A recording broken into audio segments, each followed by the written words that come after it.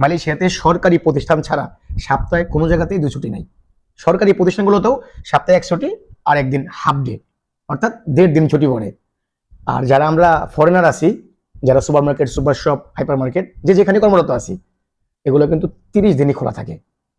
কোনো কোনো ডিস্ট্রিক্টে শুধুমাত্র রোজার ঈদ এবং কোরবানির ঈদে একটা দিন super market, super shop, hyper market বন্ধ হয়। আর যদি কোম্পানিতে প্রচুর ওয়ার্কার থেকে থাকে, যে ওয়ার্কার চালাতে পারতেছে না, সেক্ষেত্রে হয়তো আপনার 2 দিন কাজ 4 দিন দিতে পারে। 8 ঘন্টায় বেসিক, এরপরে যা করবেন ওভার টাইম। তবে মিস্টার ডাই অনেক বড় কোম্পানি, বাংলাদেশে ওদের ব্রাঞ্চ খুলছে, অনেক ভালো একটা কোম্পানি। নর্মালি ওভার টাইম থাকে, প্লাস সুযোগ সুবিধা ফ্যাসিলিটি অনেক ভালো। সর্বোপরি একটা কথাই বলি, প্রবাস সুখের জায়গা না। যত ভালো কাজই হোক, টাইমিং মেনটেন করা, নিজের রান্না করা, সবকিছু মিলে যদি মাইন্ড সেট আপ করতে পারেন, তাহলে প্রবাসে আসেন। ভালো লাগলে শেয়ার করে দিন, নতুন পেজটা ফলো করে রাখেন, যখন যে আপডেট আসে সবার আগে পেয়ে যাবেন।